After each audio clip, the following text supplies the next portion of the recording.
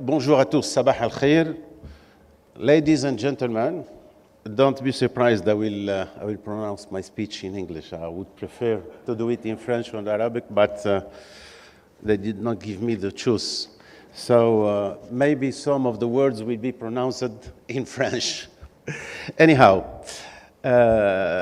ladies and gentlemen, distinguished participants and organizers, I would like to begin by expressing my sincere appreciation to the T20 Summit Secretary for providing this valuable opportunity to address a matter of singular importance. This summit represents a unique opportunity to shape a more inclusive and prosperous global future for all. As a former Prime Minister of Tunisia and a member of Club de Madrid, I am deeply honored to take part in discussions that will help put the African Union and the Global South at the forefront of the G20 agenda. Ladies and gentlemen, the world faces pressing challenges that affect us all. Unfortunately, for far too long, the vision of Africa and other places in the Global South has been limited or even ignored. To be effective, global governance must become more inclusive. It is time to find ways to create a more inclusive system of global cooperation that can include Africa and the Global South at every table where global challenges are discussed. India G20 Presidency has been a good example of what can be pursued.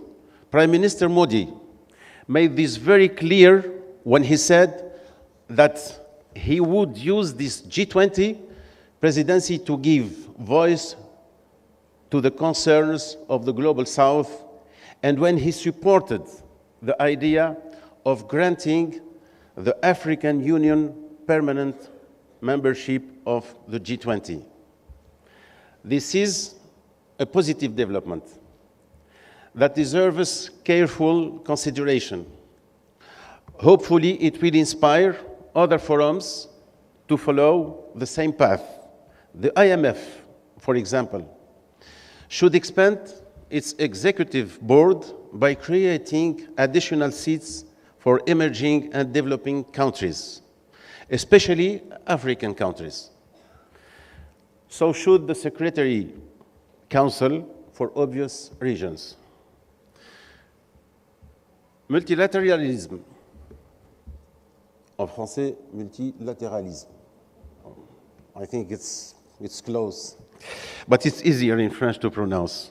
Anyhow, in the multilateralism in the 21st century must prioritize tackling global challenges that have a significant impact on developing countries such as climate change, poverty, financing, and health and education.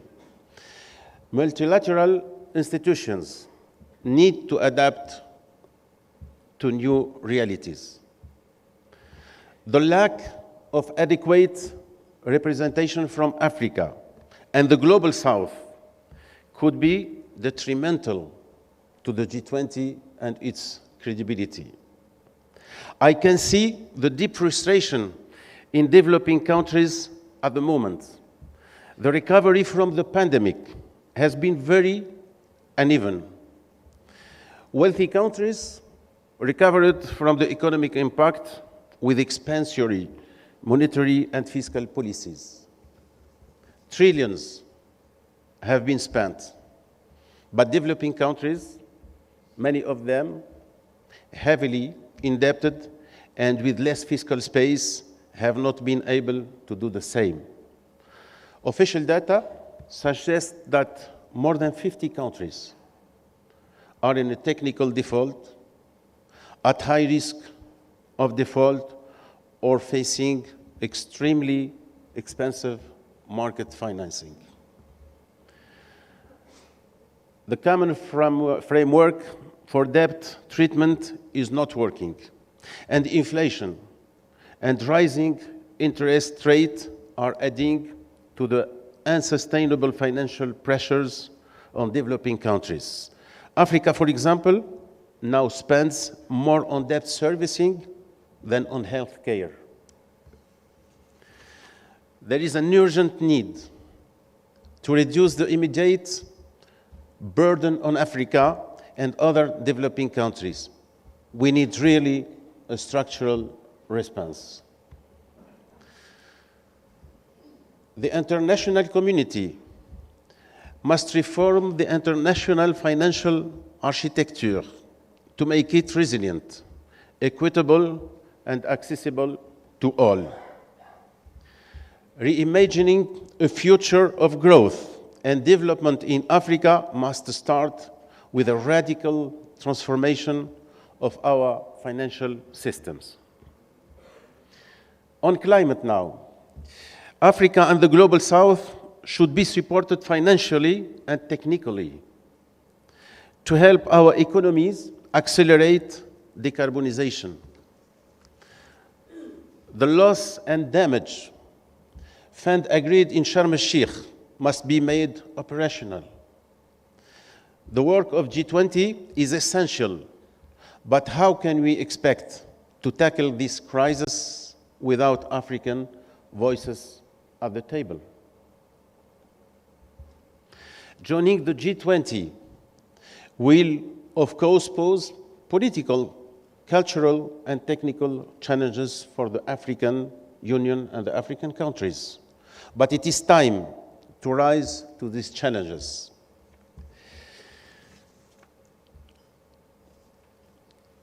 Allow me now to focus on the opportunities. The African Union and the Global South have extraordinary in French, potential. By 2050, Africa will be home to quarter of the world's population, 2/5 of its newborn children, and half of its labor force. Amazing, huge. This presents a unique opportunity to foster innovation, entrepreneurship, and economic growth. The confluence of many factors in Africa and the Global South could contribute to emerging multi-sector connectivities corridors for transport, supply chain, communication, energy, and diverse economic activities. A Western corridor runs along the Atlantic, linking West Africa to Western Atlantic Europe. A central corridor linking Southern, Central, Continental, and Mediterranean Africa with Latin and Northern Europe. And an Eastern corridor linking East Africa from White Nile and Egypt to Central and Eastern Europe. As well, with the Great Sahara,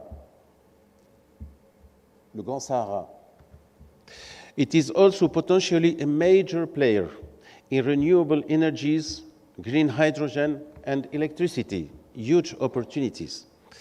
The African region is well positioned to play an active role on the global stage across different sectors by addressing critical issues and taking the lead in regional and major projects. It is crucial to highlight that the region is already demonstrating increasing leadership on global issues, including climate and the war in Ukraine. It is crucial to think seriously about concrete actions that can elevate the status of the African Union and the Global South within the G20 agenda.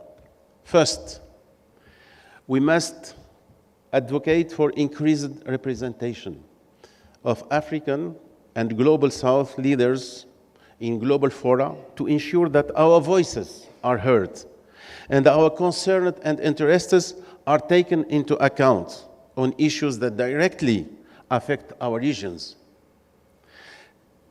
Secondly, it is crucial to increase financial support and investment in sustainable development projects that prioritize the economic and social well-being of these regions and preserve their potential for the benefit of future generations.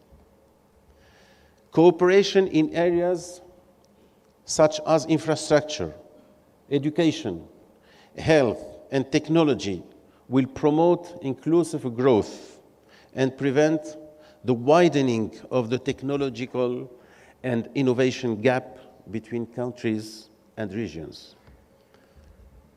Third, we should explore initiatives that facilitate technology transfer, knowledge sharing, and skills development.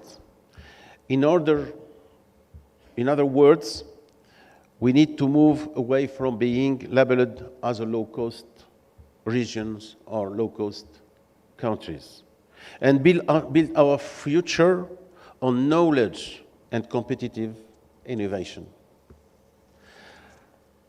I would like to reiterate the urgency of the matter and the need for collective action. We must strive to create a cooperative and responsible multilateral environment that transcends borders and unites us in purpose. I wish India all the best for the summit of heads of state and government in September. Allow me to conclude by expressing my deep conviction that the potential that Africa represents is the key to a better future that will give us a great return on our investment in human resources and capacity. To this end, I call on all the stakeholders, G20 member states, African Union member states, and the entire community of the Global South to unite around a common vision of inclusiveness and progress. By recognizing the immense potential of this region and actively engaging them in a global discussion, we will forge a more prosperous and sustainable future for all. Merci pour votre attention. Thank you for your attention.